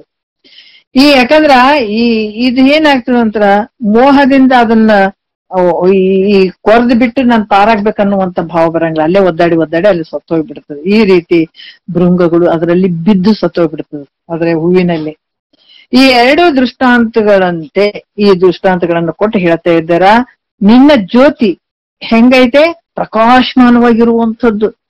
ನೋಡ್ರಿ ಎಂಥ ಪ್ರಕಾಶ. ಈ ಜ್ಞಾನದಲ್ಲಿ ಎಷ್ಟು ಶಕ್ತಿ ಅದನ್ನುವಂಥದ್ದು ನಿಜಗೊಂಡ್ರು ಏನ್ ಪ್ರಾಣ ಇರೋವರೆಗೆ ಎಷ್ಟು ಜನ್ಮಗಳಿಂದ ಮಾಡಿದ್ರು ಕೂಡ ಜಪ ತಪ ಈ ಕರ್ಮಾದಿಗಳು ಏನದಾವ. ಯಾಕೆ ಈ ವಿಚಾರಗಳನ್ನ ಹೇಳ್ತಾರಂದ್ರ ಜ್ಞಾನಕ್ಕೆ ಬರೋದಕ್ಕಿಂತ ಮುಂಚೆ ಕರ್ಮಗಳು ನಡಿಲಿ ಅಲ್ಲ. ಈಗ ಜ್ಞಾನ ನಮ್ಗೆ ಇನ್ನು ಕಿವಿಗೆ ಬಿದ್ದಿಲ್ಲ, ಜ್ಞಾನ ಹೇಳುವಂತ ಸದ್ಗುರುಗಳು ಸಿಕ್ಕಿಲ್ಲ, ಅವಾಗ ಜ್ಞಾನದ ವಿಚಾರಗಳೇ ಗೊತ್ತಿರ್ಲಿಲ್ಲ ಅಂತಂದ್ರ ಕರ್ಮದಲ್ಲಿ ಬೀಳಿ ಅವೇ ಸತ್ಯ ಅಂತ ಅನ್ಕೊಳ್ಳಿ, ಏನಾರ ಅನ್ಕೊಳ್ಳಿ. ಆದ್ರ ಜ್ಞಾನದ ವಿಚಾರಗಳು ಕಿವಿಗೆ ಬಿದ್ಮೇಲೆ ಕರ್ಮ ಹೆಂಗಾಗ್ತದ್ರಿ? ಅದ್ರ ಫಲ ಏನಂತ ಗೊತ್ತಾದ್ಮೇಲೆ ಮಾಡಕ್ ಮನ್ಸ್ ಬರ್ತದೇನ?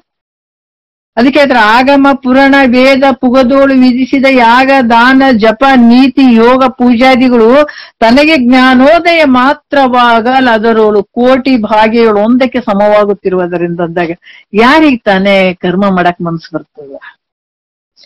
ಜ್ಞಾನದಲ್ಲಿ ಆ ಒಂದು ಸಣ್ಣ ಭಾಗಕ್ಕೆ ಸಮ ಅಂತ. ಎಷ್ಟೇ ನೀನು ಜನ್ಮದಲ್ಲಿ ಮಾಡು ಅಂತ ಒಂದು ಸಣ್ಣ ಒಂದು ಕಿರಣಕ್ಕೆ ಒಂದು ಸಣ್ಣ ಭಾಗಕ್ಕೆ ಸಮ ಆಗ್ತದ ಅಂತಂದಾಗ ಜ್ಞಾನದ ವಿಚಾರಗಳು ಕಿವಿಗೆ ಬಿದ್ದಾಗ ನೀನ್ ಧನ್ಯನೇ ಆಗ್ಬಿಡ್ತಿ ಅಂತಾರ ಮಹಾತ್ಮರು. ಅದಕ್ಕೆ ಇವು ಸಿಗ್ಬೇಕಂದ್ರೆ ಒಂದೊಂದು ವಾಕ್ಯಗಳು ಸಿಗ್ಬೇಕಂತಂದ್ರೂ ಪುಣ್ಯನೇ ಮಾಡಿರ್ಬೇಕು ಇದಕ್ಕ.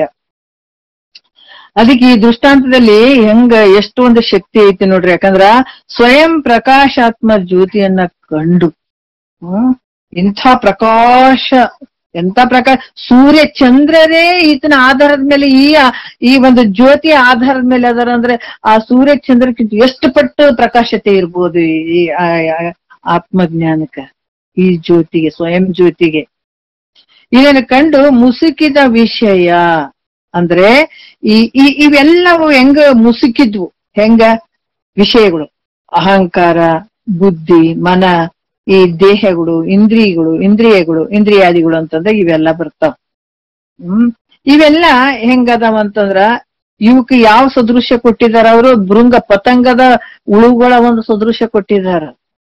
ಯಾವ ರೀತಿ ಈ ಜ್ಯೋತಿಯನ್ನ ಅವು ಮುಸುಕಿದ ವಿಷಯ. ಈ ವಿಷಯಗಳು ಯಾವಾಗ ನಿನಗೆ ಜ್ಞಾನ ಅನ್ನುವಂತ ಜ್ಯೋತಿಯನ್ನ ಕಂಡು ಈ ಮುಸುಕಿದ ವಿಷಯ ಅಂದ್ರ ಅಹಂಕಾರ ಬುದ್ಧಿ ಮನ ದೇಹ ಇಂದ್ರಿಯಾದಿಗಳು ಇವೆಲ್ಲ ಪತಂಗದ ಸದೃಶ್ಯವಾಗಿ ಸತ್ತೋಗ್ಬಿಡ್ತಾವಂತ ನೋಡ್ರಿ. ಅವು ಸಾಯುತ್ತವೆ. ಅದಕ್ಕೆ ಇವು ಆತ್ಮನನ್ನ ಏನ್ ಮಾಡಿದ್ವಿ? ಇವು ತಿಳಿಯದಂಗ್ ಮಾಡಿದ್ವಿ. ಇವು ಮತ್ತೆ ತಿಳಿಗೊಳ್ಳಾರ್ದಂಗ್ ಮಾಡಿ ಇವೇ ಆತ್ಮನಂತೆ ತೋರ್ತಾ ಇದ್ವು. ಅದರಿಂದ ಮುಚ್ಚಿವೆ ಅಂತಂದ್ರ ಇವು ಸ್ವರೂಪಕ್ಕ ಏನ್ ಮಾಡಿದ ಆವರಣ ಮಾಡಿರ್ತಾವಂತ ಅನ್ನುವಂತ ಭಾವದಲ್ಲಿ ಹೇಳಿದ್ರು ಅದು. ಅದಕ್ಕೆ ಈ ಜ್ಯೋತಿ ಸ್ವರೂಪ ಆತ್ಮನಿಂದ ಇವೇನದಾವ ಇವೆಲ್ಲ ಅರಿಸಿಕೊಳ್ಳುವಂಥವಾಗಿವೆ ಅಂದ್ರೆ ವಿಷಯಗಳಾಗಿದ್ದಾವೆ ಇವು. ಅದಕ್ಕೆ ಇವು ನೇತ್ರಕ್ಕೆ ವಿಷಯವಾದ ಏನಂದ್ರ ಕೆಲವೊಂದು ಈ ಘಟಕವು ನೇತ್ರ ಹೋಗಿದೆ. ಯಾಕಂದ್ರೆ ನೇತ್ರಕ್ಕೆ ವಿಷಯವಾದಂತ ಈಗ ನಾವು ಕಣ್ಣಿನಿಂದ ಒಂದು ವಸ್ತುವನ್ನ ನೋಡ್ತೀವಿ. ಮೊಬೈಲ್ ಅಂತ ನಾವು ಇಟ್ಕೊಂಡಿವಿ. ಈ ಮೊಬೈಲ್ ನಾವು ಕಣ್ಣಿನಿಂದ ಈ ಮೊಬೈಲ್ ನೋಡ್ತೀವಿ ಅಂತಂದ್ರೆ ಈ ಮೊಬೈಲ್ ನಾನು ಹಾಕ್ತೀನಿ. ಯಾಕಂದ್ರೆ ನೋಡುವಂಥದ್ದೇ ಬೇರೆ, ತಿಳಿಸಿಕೊಳ್ಳುವಂತ ವಸ್ತುವಿನೇ ಬೇರೆ. ಅದ್ರಂಗ ಇಲ್ಲಿ ಕೂಡ ಆತ್ಮನಿಂದ ಅರಿಸಿಕೊಳ್ಳುವಂತ ಈ ಅಹಂಕಾರಾದಿಗಳು ಏನದಾವ ಮನ ಬುದ್ಧಿ ಚಿತ್ತ ಅಹಂಕಾರಗಳು ಇವ್ಯಾವತ್ತು ಆತ್ಮ ಸ್ವರೂಪ ಆಗುವಂತವಲ್ಲ. ಯಾಕಂದ್ರೆ ದೃಶ್ಯವಾಗಿರುವಂತದ್ದು ಏನೇ ಇರ್ಲಿ ನಾವು ಅದಕ್ಕೆ ಇದನ್ನ ಮನನ ಮಾಡ್ಬೇಕನ್ನುವಂಥದ್ದು ಯಾತಕ್ಕೆ ಅಂತಂದ್ರ ಸದ್ಗುರು ಹೇಳ್ದಂಗ ನಾವು ಇಲ್ಲಿ ವಿಚಾರಗಳನ್ನ ಮಾಡ್ಬೇಕಾಗ್ತದೆ. ಯಾವ ನಮ್ಮಿಂದ ದೃಶ್ಯವಾಗಿ ತೋರ್ತಾವೆಲ್ಲ ಅನಾತ್ಮದಿಂದ ಕೂಡಿದಂತವಂತ ನಾವು ಅದನ್ನ ಚಿಂತನ ಮಂಥನ ಮಾಡ್ತಾನೆ ಹೋಗ್ಬೇಕಾಗ್ತದೆ.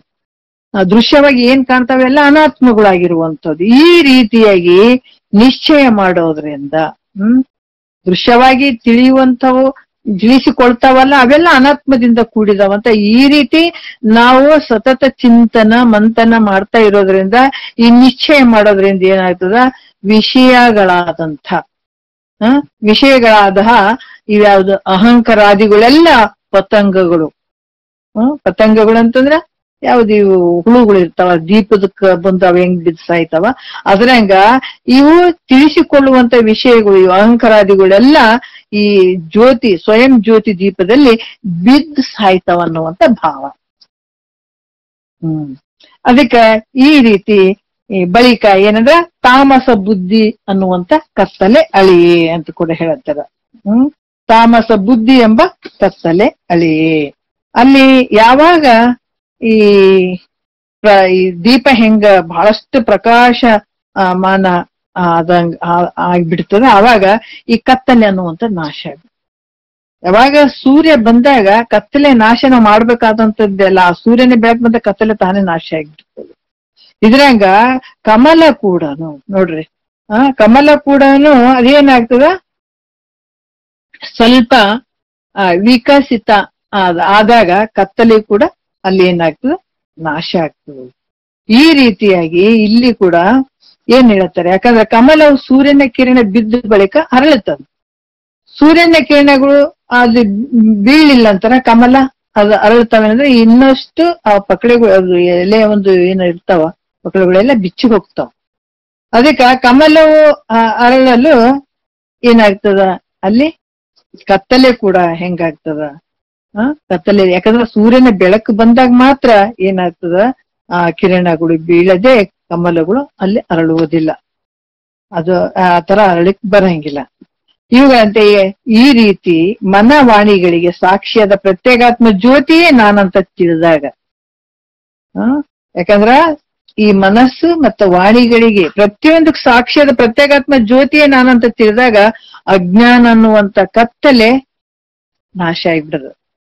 ತಿಳಿಯುವಂಥದ್ದು, ಅದಕ್ಕೆ ಹೇಳುವಂಥದ್ದು ಬಹಳ ಸುಲಭ ಇದು ಬ್ರಹ್ಮಜ್ಞಾನ, ತಿಳಿತಾ ಹೋಗುವಂಥದ್ದು ಮುಖ್ಯವಾಗಿರುವಂಥದ್ದು. ಈಗ ನಾವ್ ಏನು ಇಲ್ರಿ ತಿಳಿದಾಗ ಮಾಡಿದಾಗ ಆಗ್ತದ್ರಿ ಮುಕ್ತಿ ಅನ್ನುವಂಥ ಬಹಳಷ್ಟು ಜನ ಈ ತರ್ಕ ಮಾಡುವಂಥವ್ರು ಇರ್ತಾರ. ಕತ್ತಲೆ, ಯಾಕಂದ್ರ ಒಂದು ಹಗ್ಗದಲ್ಲಿ ಹಾವಿನ ಭ್ರಾಂತಿ ಹೋಗ್ಬೇಕಾದ್ರೆ ನಾವೇನಾದ್ರೂ ಏನ್ ಮಾಡಕ್ ಆಗ್ತದ, ಅಲ್ಲಿ ದೂರ ಹೆದರಿ ನಿಂತಾಗ ನಾವ್ ವಿಚಾರ ಮಾಡ್ಬೇಕಾಗ್ತದೆ. ಇದು ಹಗ್ಗ, ಅದು ಹಾವದು. ಹಗ್ಗ ಇದ್ರ ಇದು ಯಾವ್ದು ಹಾವಿದ್ರ ಅಲುಗಾಡ್ತಿತ್ತು ಹೋಗ್ತಿತ್ತು, ಇದು ಹಂಗ ಬಿದ್ದಿದೆ ಅಂದ್ರ ಇದು ಏನೈತೆ ಇದು ಹಾವದು ಹಗ್ಗ ಅಂತ ಅಲ್ಲಿ ಯಾವಾಗ ವಿಚಾರ ಮಾಡೋದು, ಅಲ್ಲಿ ದೂರ ನಿಂತು ಹಗ್ಗದಲ್ಲಿ ಹಾವಿನ ಭ್ರಾಂತಿ ಆಗ್ಯದಂತಂದು ದೂರ ನಿಂತು ಬಿಟ್ಟು ನಾವು ಗುಳಿಗೆ ತಗೊಂಡೆ, ನಾನು ಜಪ ಮಾಡಿದೆ, ತಪ ಮಾಡಿದೆ, ಏನಾದ್ರು ಮಾಡಿದೆ ಅಂತಂದ್ರೆ ಅದು ಭ್ರಾಂತಿ ಹೋಗ್ತದೇನ, ಹೋಗಂಗಿಲ್ಲ. ಅಲ್ಲಿ ಏನ್ ಮಾಡ್ಬೇಕಂದ್ರೆ ನಾವು ವಿಚಾರ ಮಾಡ್ಬೇಕಂತ, ವಿಚಾರ ಮಾಡಿದಾಗ ಮಾತ್ರ ಅದು ಹಗ್ಗದಲ್ಲಿ ಹಾವಿನ ಭ್ರಾಂತಿ ಕಂಡಂತದ್ದು ನಿವೃತ್ತಿಯಾಗಿ ಹಗ್ಗದ ಒಂದು ಜ್ಞಾನದಿಂದಾನೇ ನಮಗ್ ಗೊತ್ತಾಗ್ತದ. ಈ ರೀತಿಯಾಗಿ ಏನಾಗ್ತದ, ಹಗ್ಗದ ಹಾವಿನ ಭ್ರಮೆ ಹೋಗ್ಬೇಕಾದ್ರೆ ನಾವು ವಿಚಾರ ಮಾಡ್ಬೇಕಾಗ್ತದ ಅಲ್ಲಿ. ಅದಕ್ಕೆ ಇಲ್ಲಿ ಕೂಡ ಏನ್ ಹೇಳ್ತಾರ, ಮನಸ್ಸು ಮತ್ತು ವಾಣಿಗಳಿಗೆ ಸಾಕ್ಷ್ಯದ ಪ್ರತ್ಯೇಗಾತ್ಮ ಜ್ಯೋತಿಯೇ ನಾನಂತ ತಿಳ್ಕೊಂಡಾಗ, ಇದು ಒಂದು ಸಲಕ್ಕ ತಿಳಿತದೇನ್ರಿ ಅಂತಂದ್ರೆ ನಾವ್ ಇಷ್ಟೆಲ್ಲ ತಗೊಳ್ಬೇಕಾಗ್ತದೆ. ಪ್ರತಿಯೊಂದು ವಿಚಾರಗಳನ್ನ ದೃಶ್ಯವಾಗಿ ನಮ್ಮಿಂದ ಧರಿಸಿಕೊಳ್ಳುವಂಥದ್ದು ಇವೆಲ್ಲ ಅನಾತ್ಮದಿಂದ ಕೂಡಿದಂತ ವಿಚಾರಗಳನ್ನ ನಾವು ತಿಳ್ಕೊಳ್ಬೇಕಾಗ್ತದೆ. ಈ ರೀತಿ ನಾವು ತಿಳ್ಕೊಂಡಾಗ ಅಜ್ಞಾನ ಅನ್ನುವಂತ ಕತ್ತಲೆ ನಾಶ ಆಗ್ತದೆ. ಅದಕ್ಕೆ ಜ್ಞಾನದ ಬಲದಿಂದ ಅಜ್ಞಾನದ ಕೇಡು ನೋಡಿ, ಅಜ್ಞಾನ ಅನ್ನುವಂತ ಕತ್ತಲೆ ಅಲ್ಲಿ ನಿವೃತ್ತಿ ಆಗ್ತದ. ಈ ಭಾವ ಹೋಗಿ ಮಸಗಿ ಸುಜ್ಞಾನವೆಂತೆಂಬ ಮಹಾಪ್ರಭೆ ಪಸರಿಸಿ ಅಂತ ಹೇಳ್ತಾರ. ಈ ದೀಪ ಹೆಚ್ಚಾಗಿ ಉರಿತಾ ಇರ್ಬೇಕಾದಾಗ ದೀಪದ ಬೆಳಕು ಮನೆ ತುಂಬಾ ಹರಡುತ್ತದೆ ಜಾಸ್ತಿ. ಮಸಗಿ ಸುಜ್ಞಾನವೆಂತೆಂಬ ಮಹಾಪ್ರಭೆ ಪಸರಿಸಿ ಅಂತ ಹೇಳ್ತಾರ. ಯಾವ ರೀತಿ ಅದು ಜಾಸ್ತಿ ಹೆಚ್ಚಾಗಿ ಉರಿತಾ ಇರ್ಬೇಕಾದಾಗ ದೀಪದ ಬೆಳಕು ಮನೆ ತುಂಬಾ ಹೆಂಗ್ ಬರ್ತದೆ, ಇದ್ರಂಗ ಕಮಲ ಕೂಡ ಅದು ವಿಕಸಿತವಾಗ್ಲು ಅದ್ರ ಸೌಂದರ್ಯ ಸುವಾಸನೆ ಎಲ್ಲಾ ಕಡೆ ಹರಡುತ್ತದೆ ಅದರದ್ದು. ಅದಕ್ಕೆ ಈ ಎರಡು ದೃಷ್ಟಾಂತಗಳಂತೆ ಏನಾಗ್ತದ ಅನ್ನುವಂಥದ್ದು, ಅಹಂ ಬ್ರಹ್ಮಾಸ್ಮಿ ಅನ್ನುವಂಥದ್ದು ಅಪರೋಕ್ಷವಾದ ಸುಜ್ಞಾನದ ಬೆಳಕು. ಅದಕ್ಕೆ ಜ್ಞಾನಿಗಳು ಬೇರೆ ಎಲ್ಲಾದ್ರೂ ಇದ್ರು ಕೂಡ ನಾನು ಜ್ಞಾನಿ ಇದೀನಿ, ನಾನು ಹಂಗದೀನಿ ಅಂತ ಹೇಳ್ಕೊಳಂಗಿಲ್ಲ. ಯಾವ ರೀತಿ ಒಂದು ಹೂ ತನ್ನ ಒಂದು ಜಾಗದಾಗೆ ನಿಂತುಕೊಂಡು, ಹೂವಿನ ಗಿಡ ಒಂದು ಸ್ಥಳದಲ್ಲೇ ನಿಂತ್ಕೊಂಡಿರ್ತದ, ಆ ಸುಗಂಧವಾದಂತ ಹೂವನ್ನ ನಾನ್ ಬಿಡ್ತಾ ಇದ್ದೀನಿ, ನನ್ನ ವಾಸನೆಯನ್ನು ನೀವು ನೋಡ್ರಿ ಅಂತ ಯಾವತ್ತು ಯಾವರಿಗೆ ಹೇಳಂಗಿಲ್ಲ. ಅದ ತಾನು ಎಲ್ಲಿ ಬೆಳೆದಿರ್ತದ ಅಲ್ಲೇ ನಿಂತಿರ್ತದ, ಅಲ್ಲೇ ಸುಗಂಧ ಭರಿತವಾದಂತ ವಾಸನೆ ಬಿಡ್ತದ. ಆದ್ರ ಆ ವಾಸನೆ ಎಲ್ಲಾ ಕಡೆ ಹರಡಿದಾಗ ಎಲ್ಲಿ ಕೂತ್ಕೊಂಡಿರ್ತಾರೆ, ನಿಂತ್ಕೊಂಡಿರ್ತಾರೆ, ಎಲ್ಲಿ ಬಿಟ್ಟಿದೆ ನೋಡ್ರಿ, ಎಷ್ಟು ಸುಗಂಧ ಭರಿತವಾದಂತ ವಾಸನೆ ಐತಿ ಅಂತ ಜನ ತಿಳ್ಕೊಂಡು ಅದನ್ನ ಮೆಚ್ಚುಗೆ ವ್ಯಕ್ತಪಡಿಸ್ತಾರಲ್ಲ. ಒಬ್ಬ ಜ್ಞಾನಿ ಕೂಡ ಯಾವಾಗ ಇಂಥ ಒಂದು ಸ್ವರೂಪ ಜ್ಞಾನವನ್ನ ತಾನು ಮಾಡ್ಕೊಂಡು ಈ ಅಹಂ ಬ್ರಹ್ಮಾಸ್ಮಿ ಅನ್ನುವಂತ ಅಪರೋಕ್ಷವಾದ ಈ ಸುಜ್ಞಾನದ ಬೆಳಕಿನಿಂದ ಆತ ಕೂಡಿದ ಅಂತಂದ್ರ ಅದು ಎಲ್ಲ ಕಡೆ ಪಸರುವಂಥದ್ದು ತಂತಾನೆ ಅಲ್ಲಿ ಗೊತ್ತಾಗುವಂತ ಶಕ್ತಿ ಅಲ್ಲೇ ಇರ್ತದೆ. ಹಂಗಾಗಿ ಇಲ್ಲಿ ಕೂಡ ಆನಂದೋಹಂ ಅಂತನ್ನುವಂಥದ್ದಾಗಿರ್ಬೋದು, ನಿತ್ಯ ಹೋಮ್ ಅನ್ನುವಂಥದ್ದಾಗಿರ್ಬೋದು, ಇವೆಲ್ಲ ಎಲ್ಲಾ ಕಡೆಗೂ ಇದು ಹರಡುವಂತ ಒಂದು ಭಾವ ಅಂತಂದ್ರೆ ಎಲ್ಲಾ ಕಡೆ ಪರಿಪೂರ್ಣವಾಗಿ ಶಿವನ ನಾಮರೂಪ ಎಲ್ಲ ಹೋಗಿ ಎಲ್ಲಾ ಕಡೆ ಕಾಣುವಂಥದ್ದೇ ಅಂದ್ರೆ ಅಹಂ ಬ್ರಹ್ಮ ತನ್ನ ಸ್ವರೂಪನೇ ಕಾಣಕ್ ಶುರು ಆಗ್ತದೆ. ಈ ರೀತಿ ನಿರ್ಧಾರ ಆದಾಗ, ನಿಶ್ಚಯ ಆದಾಗ ಈ ರೀತಿಯಾಗಿ ಈ ದೀಪ ಎಲ್ಲಾ ಕಡೆ ಬೆಳಕು ಕೊಡುವಂತದ್ದಾಗ್ತದ. ಈ ದೀಪಕ್ಕೆ ನೋಡ್ರಿ, ಯಾಕಂದ್ರ ಮತ್ ಮಾಮೂಲಿ ದೀಪಕ್ಕ ಮಾಯಾ ಕಾಳಿಕ ಪೂರ್ದದ ಅಂತ ಹೇಳ್ತಾರೆ. ಇಲ್ಲಿ ಇನ್ನೊಂದು ಕೊನೆಯ ನುಡಿಯಲ್ಲಿ ಆತರ ಪಸರಿಸಿ ಮಾಯಾ ಕಾಳಿಕ ಪೂರ್ದದ ಅನುಪಮ ಅಂತ ಹೇಳ್ತಾರ. ಇದು ಉಪಮೆಗೆ ನಿಲುಕದೆ ಇರುವಂಥದ್ದು. ಈ ಮಾಯ ಅನ್ನುವಂಥದ್ದು ಮತ್ತೇನಾದ್ರೂ ಮುಸುಕ್ತದೇನಂತಂದ್ರ ಅದು ಮತ್ತೆ ಮುಸುಕುವಂಥದ್ದಲ್ಲ. ಆಮೇಲೆ ಈ ದೀಪಕ್ಕ ಒಂದು ಕಪ್ಪಂದು ಈ ಕಡ್ಡಿ ಕಪ್ಪ ಬರ್ತದ ನೋಡ್ರಿ, ಸ್ವಲ್ಪ ದೀಪ ಉರ್ದು ಮುಂದೆ ಒಂದು ಮಕ್ಕು ಅಂದ್ರ ಅದನ್ನು ಸ್ವಲ್ಪ ಕಪ್ಪಾದಂತ ಒಂದು ಕುಡಿ ಬರ್ತದೆ. ಅದನ್ನ ಕಡ್ಡಿಯಿಂದ ಹಿಡಿದು ಹಿಂಗ್ ಮಾಡ್ತಾರೆ. ಅವಾಗ ದೀಪ ಕಪ್ಪಾದ ಮತ್ತೆ ಈ ಒಂದು ಅದು ತುದಿ ಕಪ್ಪ ಇರ್ತದ, ಅದು ಒಂದದೇ ಇರುವಂಥದ್ದು. ಅಂದ್ರೆ ಅದಕ್ಕ ಒಂದು ಕಪ್ಪು ಕುಡಿ ಹೆಂಗ್ ಬಂದಿರ್ತದ, ಆದ್ರೆ ಇದಕ್ಕೇನಾದ್ರು ಬರ್ತದನಂದ್ರೆ ಇದಕ್ಕೇನ್ ಬರುವಂತದ್ದಲ್ಲ. ಇದ್ರಂಗ್ ಕೂಡ ಕಮಲವು ಎಂತಂದ್ರ ಕಪ್ಪಾದ ರಾತ್ರಿಯ ಕತ್ತಲೆಗಳನ್ನು ಒಂದೇ ಇರುವಂಥದ್ದು. ಅದ್ರಂಗ ಸೂರ್ಯನು ಇಲ್ಲಿ ಅಸ್ತಂಗತನ ಆದಾಗ ಕಮಲ ತನ್ನ ದಳಗಳನ್ನ ಮುಚ್ಚಿಕೊಳ್ತದ. ಅದರಿಂದ ಇದೇನಾಗ್ತದ, ಅದು ಯಾವ ರೀತಿ ಅಂದ್ರೆ ಅದನ್ನ ಕಪ್ಪನ್ನು ಮುಟ್ಟದೇ ಇರುವಂಥದ್ದು. ಈ ದೃಷ್ಟಾಂತದಂತೆ ಸ್ವಯಂ ಜ್ಯೋತಿ ಕೂಡ ಒಂದು ಸಲ ಅದು ಆ ಸ್ವಯಂ ಜ್ಯೋತಿ ಆ ತರ ಬೆಳಗಿತು ಅಂದಾಗ ಬೆಳಗುವಂಥದ್ದು. ಈ ಮಾಯ ಅನ್ನುವಂತ ಕಪ್ಪನ್ನ ಒಂದು ಚೂರು ಕೂಡ ಅದು ಮುಟ್ಟಕ್ ಸಾಧ್ಯ ಇಲ್ಲ. ಹೀಗೆ ಹೇಳೋದ್ರಿಂದ ಹೇಳ್ತಾರೆ. ಯಾಕಂತಂದ್ರ ಇದು ಮತ್ತೆ ತಿರ್ಗಾ ಈ ಸೂರ್ಯ ಬಂದು ರಾತ್ರಿ ಇವತ್ ಕತ್ತಲಾಯ್ತ್ರಿ, ಬೆಳಗ್ಗೆ ಬರ್ತಾನ, ಸಂಜೆ ತಾನೆ ಇರ್ತಾನ, ರಾತ್ರಿ ಕತ್ತಲಾಯ್ತದ. ಅದ್ರಂಗ ಈ ಜ್ಞಾನ ಸೂರ್ಯ ಆದ ನಂತರ ಮತ್ತೆ ಅಜ್ಞಾನ ಅನ್ನುವಂತ ಕತ್ತಲೆ ಆವರ್ಸ್ಕೊಳ್ತಾನಂದ್ರೆ ಇದ್ರಲ್ಲಿ ಯಾವತ್ತು ಪ್ರಕಾಶಮಾನತೆಯಿಂದ ಉರಿಯುವಂತ ಜ್ಯೋತಿ ಸ್ವರೂಪನೇ ಇರುವಂಥದ್ದು ಅಂತ ಕೂಡ ಇಲ್ಲಿ ಹೇಳ್ತಾರೆ. ಅಂತ ಒಂದು ವಿಚಾರದಲ್ಲಿ ಮಾಯಾ ಕಾಳಿಕ ಪೂರ್ವದ ಅನುಪಮ ಅನ್ನುವಂತ ವಿಚಾರವನ್ನ ಅವರು ಹೇಳ್ತಾರೆ. ಇನ್ನು ಒಂದು ಮೂರನೇ ನುಡಿ ಒಂದು ಸ್ವಲ್ಪ ನೋಡ್ಬಿಡೋಣ. ಯಾಕಂತಂದ್ರೆ ಆ ಶಂಭುಲಿಂಗವೇ ತಾನಾದಂತಹ ಸ್ವಯಂ ಜ್ಯೋತಿ ಹೆಂಗಿರ್ತದ ಅನ್ನುವಂಥದ್ದು. ಪ್ರಣವಾಕಾರದ ಗುಣಮೂರು ಮುಟ್ಟದ ಗಣನೆಗೆ ತೀರ್ಥಾರ್ಥವನ್ನೇ ತೋರುವ ಅಣು ಮಾತ್ರ ಚಲನೆ ಇಲ್ಲದ ಮೋಕ್ಷ ಚಿಂತಾಮಣಿ ಎನಿಸುವ ಶಂಭುಲಿಂಗವೇ ತಾನಾದ ಅಂತ ಹೇಳ್ತಾರ. ಈ ಪ್ರಣವಾಕಾರದ ಅಂತಂದ್ರೆ ಓಂಕಾರ ಸ್ವರೂಪವಾದಂಥದ್ದು. ಪ್ರಣವ ಅಂತಂದ್ರೆ ಓಂಕಾರ ಸ್ವರೂಪವಾದಂಥದ್ದು.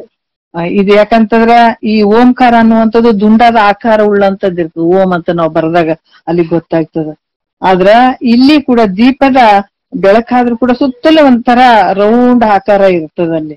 ಇದ್ರಂಗ ಕಮಲ ಆದ್ರೂ ಕೂಡ ದುಂಡಾಕೃತಿ ಉಳ್ಳಂತದ್ದೇ ಇರ್ತದೆ. ಈ ಎರಡು ದೃಷ್ಟಾಂತಗಳಂತೆ ಇದು ಕೂಡ ಪರಬ್ರಹ್ಮ ಹೆಂಗದ ಪರಿಪೂರ್ಣ ಆಗಿರುವಂಥದ್ದು ಪ್ರಣವಾಕಾರದ ಅಂತ ಕೂಡ ಅಲ್ಲಿ ಹೇಳತ್ತಾರೆ. ಅದಕ್ಕೆ ಇಲ್ಲಿ ಕೂಡ ಹೇಳ್ತಾರೆ ಯಾವ ರೀತಿ ಅಂತಂದ್ರ ಈ ಪ್ರಣವೇ ಧನಸ್ಸು, ಆತ್ಮನೇ ಬಾಣ, ಬ್ರಹ್ಮವೇ ಇರುವಂತದ್ದು ಕೆಲವೊಂದು ಉಪನಿಷತ್ತುಗಳಲ್ಲಿ ಕೆಲವೊಂದು ಹೇಳ್ಕೊಂಡ್ ಬರ್ತಾರ ಅನ್ನುವಂಥದ್ದನ್ನ ಹೇಳ್ತಾರ ಅವರು. ಓಂಕಾರವೇ ಇದು ಯಾವ ರೀತಿ ಅಂದ್ರ ವಾಚಕ ರೂಪವಾಗಿರುವಂತದ್ದು. ಇದು ಯಾಕಂತಂದ್ರೆ ಇಲ್ಲಿ ಕೂಡ ನಾನಾ ರೀತಿಯಿಂದ ಮತವಾದಿಗಳು ಕೆಲವೊಂದು ವಿಚಾರದಲ್ಲಿ ಹೇಳ್ತಾರೆ. ಅದರಿಂದ ಪೂರ್ಣ ಪರಬ್ರಹ್ಮವು ಹೆಂಗದ ಅಂತಂದ್ರ ಪ್ರಣವಾಕಾರದಿಂದ ಕೂಡಿದಂಥದ್ದು. ಆಮೇಲೆ ಇದಕ್ಕೆ 3 ಗುಣಗಳು ಅದಾವೇನು ಅಂದ್ರೆ ಈ 3 ಗುಣಗಳಿಗೂ ಅದಕ್ಕೆ ಹೇಳ್ತಾರ 3 ಗುಣ ಮುಟ್ಟದೆ, ಗುಣ 3 ಮುಟ್ಟದ ಅಂತ ಹೇಳ್ತಾರ ಅವರು. ಇದಕ್ಕ ಕೆಂಪು, ಹಳದಿ, ಹಸಿರು ಬಣ್ಣ ಇವೇನಾರ ಬಣ್ಣಗಳದಿಂದ ಕೂಡಿರ್ತದೇನು, 3 ಗುಣಗಳಿಂದ ಕೂಡಿರ್ತದೇನಂದ್ರೆ ಯಾವುದು ಇರಂಗಿಲ್ಲ ಇದಕ್ಕ. ಈ ಸ್ವರೂಪಕ್ಕೆ ಯಾವುದೂ ಇಲ್ಲ. ಅದಕ್ಕ ಬಣ್ಣ ರೂಪಗಳಿಂದ ರಹಿತವಾಗಿರುವಂಥದ್ದು. ಶುಭ್ರವಾಗಿ ಪರಿಶುದ್ಧವಾಗಿ ಪ್ರಕಾಶಾತ್ಮಕವಾಗಿರುವಂಥದ್ದು. ಇದರಂತೆ ಕೂಡ ಇದು ಇರ್ತದ ಅನ್ನುವಂಥದ್ದು ಕೂಡ ಹೇಳ್ತಾರೆ. ಯಾವ ಗುಣಗಳು ಕೂಡ ಇದಕ್ಕ ಕೂಡಂಗಿಲ್ಲ, ಹೊಂದಂಗಿಲ್ಲ. ಈ ಗುಣಗಳು ಕೂಡ ಇದಕ್ಕಿಲ್ಲ. ಈ ದೃಷ್ಟಾಂತಗಳಂತೆ ಆತ್ಮ ಜ್ಯೋತಿ ಕೂಡ ಯಾವ ಒಂದು ಸತ್ವ ರಜೋ ತಮಗಳು ಇವು 3 ಗುಣಗಳು ಆತ್ಮನಲ್ಲಿ ಇರೋದಿಲ್ಲ. ಅಂದ್ರೆ ಹೆಂಗದನ ನಿರ್ಗುಣವಾಗಿರ್ದಾನ ಅನ್ನುವಂತ ವಿಚಾರದಲ್ಲಿ ಹೇಳ್ತಾರೆ. ಈ ಗಣನೆಗೆ ತೀರ್ಥಾರ್ಥವನ್ನೇ ತೋರುವ ಅಂತ ಹೇಳ್ತಾರ. ಗಣನೆಗೆ ತೀರ್ಥಾರ್ಥವನ್ನೇ ತೋರುವ ಅಂತ ಅಂದ್ರೆ ಕೂಡ ಇಲ್ಲಿ ಹಲವಾರು ರೀತಿಯಿಂದ ಕೆಲವು ವಿಚಾರ ಗಣನೆ ಅಂದ್ರೆ ಒಂದು ಲೆಕ್ಕಕ್ಕೆ ಬರದೇ ಇರುವಂತದ್ದು. ದೀಪದ ಬೆಳಕು ಒಂದು ಕೋಲಿಯನ್ನ ಯಾಕಂದ್ರ ಯಾವುದೇ ಒಂದು ಸ್ವಲ್ಪ ಜಾಗ ಇರ್ಲಿ ಅದ್ರಷ್ಟೇ ತೋರ್ತದ. ನಡು ಮನೆಯಲ್ಲಿ ಅದರಷ್ಟೇ ತೋರ್ತದ. ಅಂಗಳದಲ್ಲಿ ಇಟ್ರ ಅಂಗಳ ತುಂಬಾ ತೋರ್ತದ. ಅದ್ರಂಗ ಈ ಗಣನೆಗೆ ಇದು ಗಣನೆಗೆ ಇರುವಂಥದ್ದು. ಇದ್ರಂಗ ಕಮಲವು ತನ್ನ ಸುವಾಸನೆಯಿಂದ ಲೆಕ್ಕಕ್ಕೆ ಮೀರಿರುವಂಥದ್ದು. ಯಾಕಂದ್ರೆ ಪರಿಪೂರ್ಣವಾಗಿರುವಂಥದ್ದು. ಈ ಸುವಾಸನೆ ಕೂಡ ಲೆಕ್ಕ ಅದು ಇಷ್ಟಿಷ್ಟಂತ ಹೇಳಕ್ ಬರಂಗಿಲ್ಲ, ಎಲ್ಲಾ ಕಡೆ ಪಸರಿಸುವಂಥದ್ದು. ಅಂದ್ರೆ ಈ ಸುವಾಸನೆ ಎಲ್ಲಿ ಗಾಳಿ ಬರ್ತದ, ಎಷ್ಟು ದೂರ ಬರ್ತದ ಅಲ್ಲಿ ತನ ಹೋಗುವಂಥದ್ದು. ಇದು ಕೂಡ ಅದರಿಂದ ಇದಕ್ಕೆ ಅಳತೆ ಏನಾರ ಐತೇನು, ಇಷ್ಟು ಲಿಮಿಟ್ ಐತೇನು ಅಂತಂದ್ರೆ ಇದಕ್ಕೂ ಲಿಮಿಟ್ ಇಲ್ಲ. ಈ ರೀತಿಯಾಗಿ ದೃಷ್ಟಾಂತಗಳಂತೆ ಪರಂ ಜ್ಯೋತಿ ಆದ್ರೂ ಕೂಡ ಇದು ಅಣು ಪರಿಮಾಣ ಮತ್ತೆ ಮಧ್ಯಮ ಪರಿಮಾಣ ಇವುಗಳ ಗಣನೆಗೆ ಇದು ಇಷ್ಟೇ ಐತ್ರಿ, ಇದು ಎಷ್ಟೇ ಐತ್ರಿ ಅಂತ ಹಿಂಗ್ ಹೇಳಕ್ ಬರ್ತದೇನು ಅಂದ್ರೆ ಹೇಳಕ್ ಬರಂಗಿಲ್ಲ. ಇದು ಆಕಾಶದಂಗ ಪರಿಪೂರ್ಣವಾಗಿರುವಂತದ್ದು ನಿನ್ನ ಜ್ಯೋತಿ ಸ್ವರೂಪ ಐತಪ್ಪ.